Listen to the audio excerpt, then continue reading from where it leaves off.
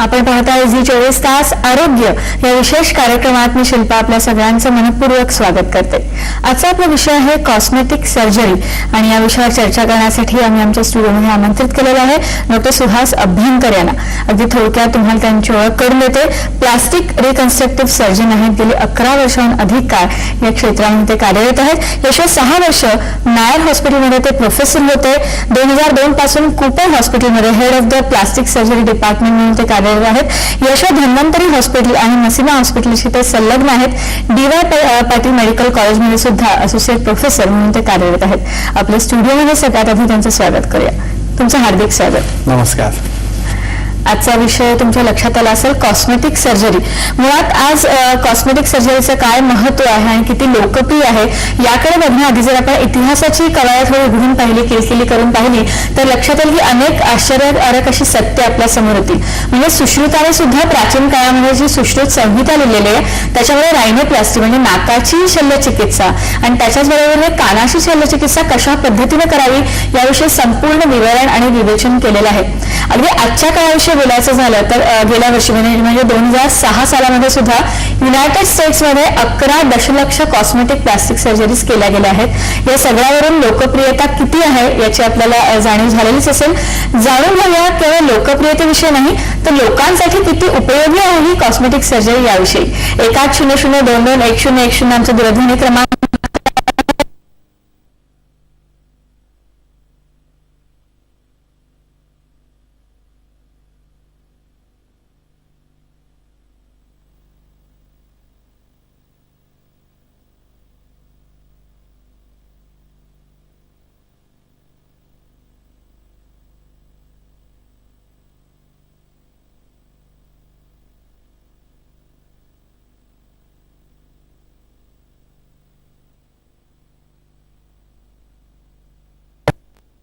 Fit to mould म्हणजे mould करता येण्यासारखा। Von ग्रॅफी नावाच्या सर्जननी त्याच्या पहिल्या शोध निबंधामध्ये ह्याचा पहिला उल्लेख केला आणि तेव्हापासून प्लास्टिक सर्जरी हा शब्द रूढ झाला। बरं, मला वाटतं या अनुषंगाने प्लास्टिक सर्जरीची जी व्याप्ती आहेत विविध शाखा आहेत त्यांच्याविषयी तुम्ही सांगा। साधारण याच्या 6 उपशाखा ठरू शकतात। एक म्हणजे बर्न्स की जेव्हा भाजलेल्या रुग्णांचे उपचार ह्याच्यामध्ये होतात। दुसरं म्हणजे हाताच्या शस्त्रक्रिया हँड सर्जरी ज्याला आपण म्हणू शकतो। तिसरं मॅक्झिलोफेशियल सर्जरी म्हणजे चेहऱ्याच्या हाडांची फ्रॅक्चर्स ती व्यवस्थित बसवणं। क्रेनियोफेशियल सर्जरी म्हणजे स्कलची जी ऑपरेशन्स बोनी केजेसची केली जातात ती। नंतर मायक्रो सर्जरी म्हणजे आपण ऐकतो की हात तुटला पाय तुटला तो पुन्हा बसवणं। आणि सगळ्यात शेवटी म्हणू शकतो कॉस्मेटिक सर्जरी किंवा एस्थेटिक सर्जरी। आपण आज जो विषय घेतला कॉस्मेटिक सर्जरीचा मला वाटतं सुरुवात आपण चेहऱ्यापासून करूया कारण प्रत्येकालाच आपण सुंदर दिसावं असं वाटत असतं। तर कपाळावर पडणाऱ्या आठ्या किंवा डोळ्याभोवतीची जी सुरकुते आहेत जी सुरकुतलेली स्किन आहे त्वचा आहे त्यासाठी याच्यामध्ये काही उपाय आहे का? साधारण चेहऱ्याची कॉस्मेटिक किंवा एस्थेटिक सर्जरी तुम्ही पाहिलीत तर आपण केसापासून सुरुवात करू शकतो म्हणजे केसांचं रोपण मेल पॅटर्न बाळगण्यासाठी। नंतर कपाळावर असणाऱ्या सुरकुत्या त्या काढू शकतो। बऱ्याच वेळेला आपल्या देशामध्ये असं आढळतं की बरेच लोक गोंधून घेतात जत्रांमधून वगैरे। तर अशा प्रकारच्या तर त्या मुलं मुली मोठ्या झाल्यानंतर त्यांना ते नको असतं तर त्या काढणं ते गोंधलेले डाग काढणं। नंतर प्रोसिजर नेमकी काय असते याच्यामध्ये? ह्याच्यामध्ये 2-3 प्रकारे करता येतं। एक तर प्लास्टिक सर्जरी म्हणजे ही सुद्धा एक शस्त्रक्रियाच आहे। असं नाही की जादू नाही की छू मंतर केलं आणि सगळं डाग सगळे काढून टाकले।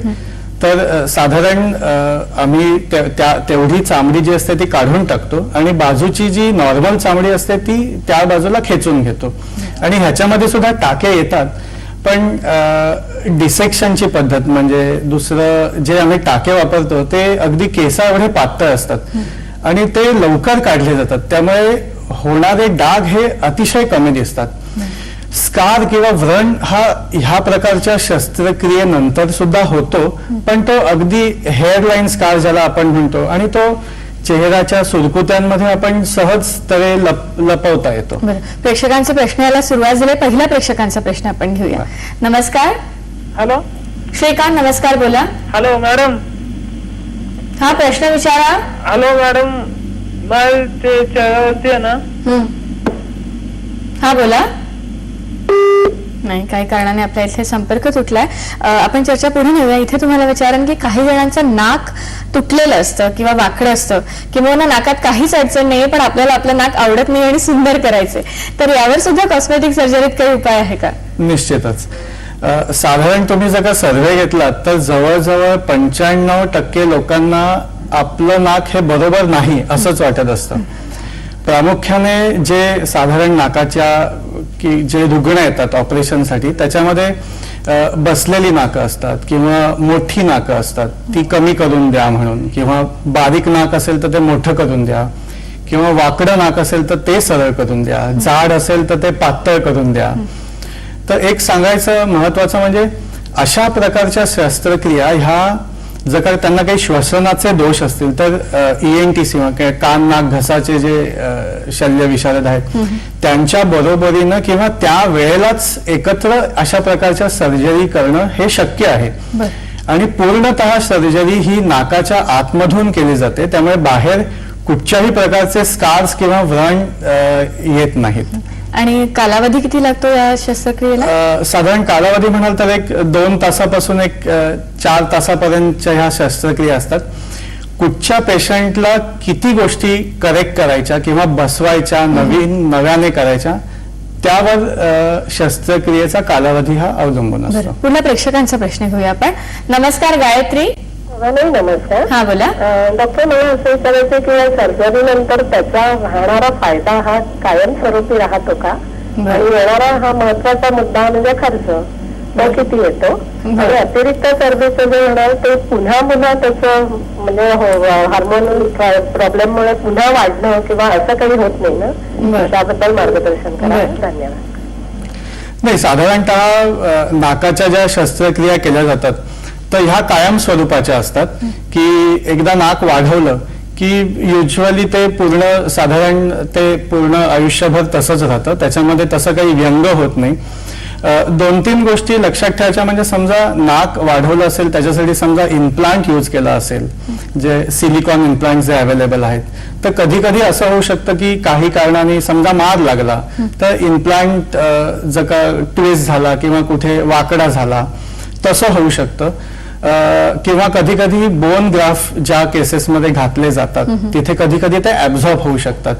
म्हणजे ही लॉंग टर्म तुम्ही कॉम्प्लिकेशन म्हणाल तर ती असतात, पण जवळजवळ आम्ही बघतो जवळजवळ 95% 90 ते 95% लोकांना काही प्रॉब्लेम होत नाही. बरं, इथे एखादी कधी प्रॉब्लेम झाला तर. बरं, आणखी एक मुद्दा अचानक मनात आला की बऱ्याचदा नोट जॉब करून घेतलाय आणि तरी सुद्धा पेशंट खुश नाहीये.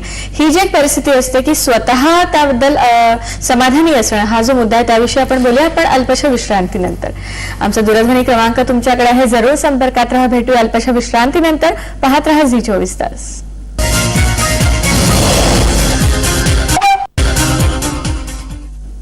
आरोग्यमध्ये मी शिल्पा आपल्या सगळ्यांचं पुन्हा एकदा स्वागत करते. आजचा विषय आहे कॉस्मेटिक सर्जरी आणि चर्चा करण्यासाठी आपण आमंत्रित केलेला आहे डॉक्टर अभ्यंकर यांना. प्रेक्षकांचा पुढला प्रश्न आपण घेऊया. नमस्कार संदीप. प्रश्न विचारा. नमस्कार. हॅलो. हा बोला. मी उत्क्रम बोलतोय. हॅलो. हा बोला, तुमचा आवाज येतोय, थोडं जोरात बोला आणि लगेच प्रश्न विचारा.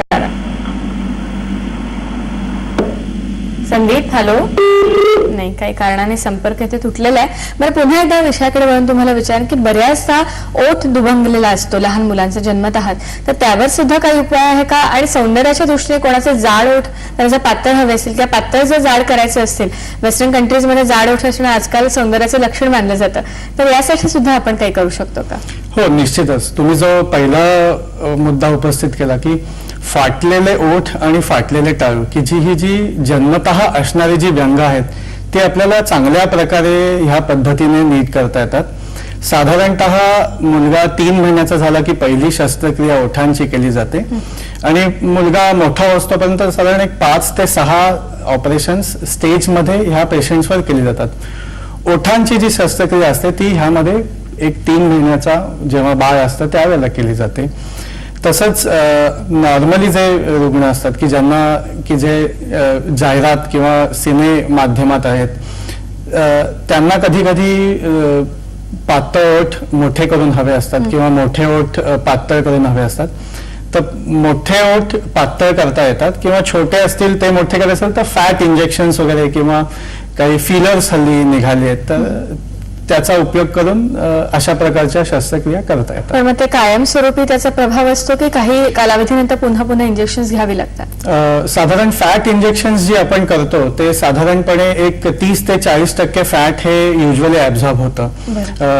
त्यामुळे आम्ही सर्जरी करतानाच साधारण एक 30 ते 40% जास्त फॅट भरतो. आणि फॅटचं ऍडव्हान्टेज असं असतं की स्वतःच्याच शरीरातला टिश्यू असल्यामुळे तसं रिजेक्शन फिनॉमिना हा होत नाही. बरं, पुढल्या प्रेक्षकांचा प्रश्न घेऊया आपण. नमस्कार प्रवीण. हॅलो. हा बोला. हॅलो. हा, न थांबता प्रश्न विचारा. माझ्या चेहऱ्यावरती ना मुरमांचे डाग आहेत. बरं. मग त्याच्याबद्दल मला जर मी एका स्किन स्पेशलिस्ट दाखवलं होतं तर त्यांनी मला पिलिंग करायला सांगितलंय. तर मला विचारायचं होतं की पिलिंग केल्यावरती ते चेहरा काळवंडेल का, त्याबद्दल विचारायचं तुम्हाला. बरं बरं. मला वाटतं या अनुषंगाने बऱ्याचदा डाग आणि खड्डे असतात व्रण खूप खोलवर, तर त्यावर सुद्धा कॉस्मेटिक सर्जरीला काही उपाय आहे का? हो, निश्चितच. पूर्वीच्या काळी साधारण देवीचे व्रण खूप कॉमन असायचे. आता त्याची जागा ह्या मुरुमांनी किंवा आपण ज्याला पोस्ट ॲक्ने स्कारिंग म्हणतो ह्यांनी घेतली आहे. ह्याच्यासाठी प्रोसिजर आहे की ज्याला आम्ही डर्म ॲब्रेजन म्हणतो. ह्याचं साधारण असं आहे की हे जे खड्डे होतात ते साधारण कपाच्या आकाराचे असतात.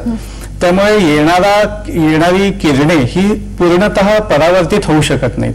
त्यामुळे चेहरा ब्राईट आणि डार्क अशा शेड्स दिसतात. ह्याला उपाय म्हणजे डर्म ॲब्रेजनने आम्ही काय करतो, कपासारखा असणारा व्रण हा उथळ करतो, बशीसारखा करतो. त्यामुळे जास्तीत जास्त लाईट परावर्तित होतो आणि खड्डे तेवढे कमी दिसून येतात. एक गोष्ट मला सांगायची वाटते की स्किन म्हणजे त्वचा कट झाली किंवा त्याच्यावर टाके घातले तर व्रण हा असतोच, पण सुघटन शल्य चिकित्सेमुळे तो कमीत कमी कसा दिसेल ह्याची आपण सर्व तऱ्हेने त्याबद्दल आपण थोडासा तो दृष्टीभ्रम आपण तयार करतो असं म्हणायला हरकत नाही. करेक्ट. बरं, त्यांचा जो प्रश्न होता की फिलिंग त्यांना करायला सांगितलंय तर त्याने स्किन त्यांची काळवंडेल का असं त्यांची शंका आहे? नाही, कारण फिलर्स जे असतात युजली ते त्वचेच्या खाली भरले जातात आणि तसं त्यांनी त्वचेला काळी होण्याचं काहीच कारण नाही. बरं, पुन्हा प्रेक्षकांचा प्रश्न घेऊया आपण. नमस्कार श्रीधर. नमस्कार, बोला. नमस्कार. प्रश्न विचारा. हा, नमस्कार. मी श्रीधर व्यवहारे नाशिकहून बोलतोय. हा, बोला. माझी मुलगी तिच्या फ्रंट साइडला म्हणजे उजव्या कानाच्या खाली एक ऑपरेशन झालं नुकतंच आणि साधारणतः 2 इंची कट आहे, म्हणजे एक स्कार आहे. तर स्कार असल्याने तर ती त्याच्यावरती काही उपचार करता येऊ शकतो का? तिचं वय काय? परमनंटली राहू शकतो का? बरं, वय काय आहे तिचं? तिचं वय 18 आहे. आता 18 आहे. बरं, आपण उत्तर घेऊया त्यांच्याकडून. तिचं वय 18 आहे. बरं. चेहऱ्यावरचं जे स्कार म्हणाले, जसं मी सांगितलं की जेव्हा त्वचा कट करून पुन्हा शिवली जाते व्रण किंवा स्कार हा होतोच. तर जर का स्कार मोठा दिसत असेल तर आपल्याला स्कार रिव्हिजन ज्याला आपण म्हणतो ते करता येणं अगदी शक्य आहे. मोठा स्कार हा पूर्णपणे काढून बाजूची जी चांगली चामडी आहे ती त्याच्यावर घेऊन चांगल्या तऱ्हेने सुचरिंग म्हणजे टाके घातले तर ह्याच्यामध्ये इम्प्रूव्ह व्हायला काहीच हे नाही, हरकत नाही. बरं, आतापर्यंत आपण जे बोललो आहे त्याच्यामध्ये आपण आठ्या कपाळाच्या बोललो, डोळ्यांभोवतीच्या सुरकुत्या बोललो, नाकाविषयी सुद्धा बोललो. पण बऱ्याच जणांना डबल चिनचा प्रॉब्लेम असतो आणि फक्त चेहऱ्याच्याच कॉस्मेटिक सर्जरीज नाहीत तर त्याबरोबरने इतर शरीराच्या अवयवांवर आपण कुठे कुठे कॉस्मेटिक सर्जरीचा वापर करू शकतो याविषयी सुद्धा बोलूया. अल्पशा विश्रांतीनंतर पाहत रहा झी24 तास.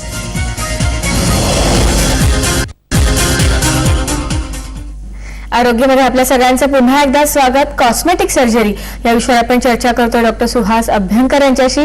माझ्या मनातले काही प्रश्न मी त्यांना विचारणार आहे पण त्याआधी प्रेक्षकांचा एक प्रश्न आपण पटकन घेऊया. सुनैना, नमस्कार, बोला. इथे संपर्क आपला तुटलेला आहे. बरं, ब्रेकवर जाण्याआधी आपण डबल चिन विषयी मी थोडंसं प्रेक्षकांना सांगितलेलं, तर त्यावर काय उपाय आहे सांगा. आणि बऱ्याच जणांचे कान म्हणजे मुलांना असं शाळेमध्ये गणपतीचे कान म्हणून चिडवलं जातं, तर यावर सुद्धा कॉस्मेटिक सर्जरीमध्ये काही उपाय आहे का? गणपतीचे कान जे म्हणालात त्याच्यामध्ये सगळं काय असतं, कानाचं जे कार्टिलेज किंवा कुर्च्या आपण म्हणतो त्याचा अँगल हा वेगळा असतो. तर अशा प्रकारच्या शस्त्रक्रियेमध्ये कानाच्या मागून कट घेऊन जे कार्टिलेज डिफॉर्म्ड आहे किंवा ॲबनॉर्मल पोझिशनला आहे ते करेक्ट केलं जातं आणि कान नॉर्मली करेक्ट करता येतात. दुसरा जो तुम्ही प्रश्न विचारलात की डबल चिन, माणसाच्या चेहऱ्यावर ग्रॅव्हिटी ही नेहमी काम करत असते, त्यामुळे जसं वय होतं तसं सॅगिंग, स्किनचं सॅगिंग होतं. ह्याला उपाय म्हणजे जेव्हा आपण फेसलिफ्ट करतो तेव्हा चेहऱ्याच्या सुरकुत्या काढून तर टाकल्या जातातच, त्याच्याबरोबर जे फॅट डिपॉझिट असतं डबल चिनला, तर तिथे त्या जागेचं लायपोसक्शन करून ते काढता येतं आपल्याला. बरं, लायपोसक्शन याच्याविषयी आणखी काही प्रश्न आहेत मनात, पण आधी प्रेक्षकांचा एक प्रश्न आपण घेऊया. नमस्कार रचना, नमस्कार, बोला. हॅलो. हा, मी रचना बोलतेय कल्याणहून. मी बोलतेय कल्याणहून. माझा असा प्रश्न आहे की म्हणजे मला रचना नाव सांगता प्रश्न विचारा. हॅलो. हा, बोला. मला नाकाची सर्जरी करायची असेल तर साधारण किती हे येईल? म्हणजे ऍक्च्युली सॉरी, मी आत्ताच हे लावलेलं आहे टीव्ही. तुम्हाला काय हवे नेमकी माहिती, किती खर्च येईल? हा. बर, अच्छा, ओके. बर. नाकाच्या सर्जरीला साधारण किती खर्च येईल असं मगाशी त्यांनी एक साधारणतः एक 20,000 ते 50,000 पर्यंत साधारणतः खर्च येऊ शकतो.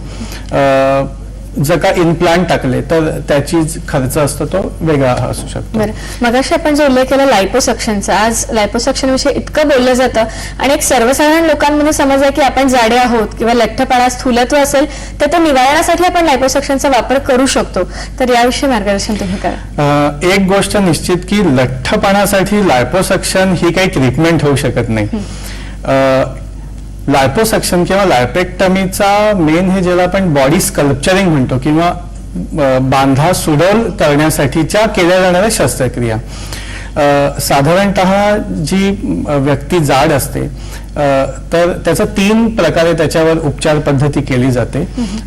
एक म्हणजे डाएटिंग आणि एक्झरसाइजेस, दुसरं म्हणजे काही हार्मोनल लेवल्स किंवा शरीराच्या मेटाबॉलिझम मध्ये काही प्रॉब्लेम असेल तर दुसऱ्या प्रकारे त्याच्यावर करता येतं, आणि तिसरा म्हणजे लायपेक्टमी.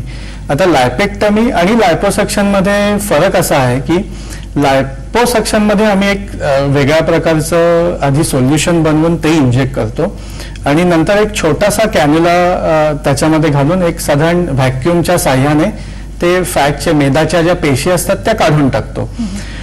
आता लायपोसक्शन ही जी शस्त्रक्रिया आहे ती साधारण यंग पेशंटमध्ये, अनमॅरिड गर्ल्समध्ये की ज्यांना लोकलाइज ओबेसिटी आहे, म्हणजे बेंबीच्या खाली असणारं फॅट किंवा मांड्यांना असणारं फॅट, ते काढून टाकता येतं. बरं, कार्यक्रमात आपला वेळ खरं संपत आलाय, तर जाता जाता तुमच्याकडून मी अपेक्षा करते की आपण चेहऱ्याविषयी बोललेलो आहोत, पोटाविषयी बोललेलो आहोत, पण त्याच्या व्यतिरिक्त कुठल्या कुठल्या अवयवांवर बऱ्याचशा स्त्रियांचे स्तन ओघळलेले असतात किंवा काही जणींना मोठे स्तन हवे असतात, तर किंवा आपल्या हातापायांची जे स्किन आहे किंवा एकंदर आकार सुडौल करणं, तर यासाठी सुद्धा उपयोग होऊ शकतो का? निश्चितच. साधारण ज्यांचे स्तन कमी असतात, ज्यांना स्तनाचा आकार वाढवून हवा असतो, त्यांच्यासाठी आपण इम्प्लांट्स घालतो की जे बऱ्याच हल्ली मोर अँड मोर वेस्टर्नायझेशनमुळे खूप इथे सुद्धा अशा प्रकारच्या सर्जऱ्या होऊ लागलेल्या आहेत. दुसरं मला सांगावं असं वाटतं की बाळंतपणानंतर जेव्हा स्तनाचा आकार खूप वाढतो किंवा खूप मेद, फॅट जमलेलं असतं, त्यामुळे स्तनाच्या आकारामुळे आणि वजनामुळे बायकांमध्ये पोश्चरल डिफॉर्मिटीज येतात, त्यांचे खांदे खाली ड्रूप होतात आणि बऱ्याच वेळेला बऱ्याच वर्ष ते मानेच्या दुखण्यासाठी किंवा कमरेच्या किंवा अशा ऑर्थोपेडिक रिलेटेड दुखण्यासाठी खूप वर्ष इलाज करतात, पण खरं कारण ह्याचं वेगळंच असतं. तर रिडक्शन मॅमोप्लास्टी म्हणजे स्तनाचा आकार कमी केला, खूप त्याच्यातनं फॅट काढलं, एक 500 ग्रॅम्स ते साधारण 1 kg पर्यंत, तर निश्चितच रुग्णांना फायदा होऊ शकतो. बरं, खरं खूप मोठा विषय हा आणि जेवढा बोलू तेवढा कमी आहे, कारण सौंदर्य विषयक सुद्धा आहे हा. तरी सुद्धा जे बहुमोल मार्गदर्शन तुम्ही कमीत कमी वेळात केलं, तुमचे मनपूर्वक आभार मानते. धन्यवाद. कार्यक्रमाचा इथेच समारोप करतोय. लक्षात घ्या की स्वर हा जसा गाणाऱ्याच्या गळ्यात असतो तसं सौंदर्य हे बघणाऱ्याच्या डोळ्यात असतं, हे सर्वश्रुत आहे. पण त्याही पुढे जाऊन असं म्हणता येईल की सौंदर्य हे जर देवाने दिलेलं देणं आहे आणि त्याच्यामध्ये जर थोडंसं काही उणं आहे, तर या सगळ्यावर सुद्धा सौंदर्याचं लेणं चढवण्याचं काम आज विज्ञानाने केलेलं आहे. ही आपल्याला आयुष्यात मिळालेली एक दुसरी संधी आहे. किती योग्य किती अयोग्य, कुठे समाधानी व्हायचं कुठे नाही, कुठल्या क्षणी थांबायचं, हा निर्णय प्रत्येकाने आपापला घ्यायचा आहे. पण एक पर्याय आपल्याला जरूर उपलब्ध आहे, याचा जरूर विचार करा. कार्यक्रमाचा इथेच समारोप करतोय. जाता तर उद्याचा विषय फक्त तुम्हाला सांगते. उद्या आपण चर्चा करणार आहोत एका वेगळ्या विषयावर. उद्या आपला विषय आहे मुलांचा व्यक्तिमत्व विकास आणि त्यासाठी हॉबी क्लास.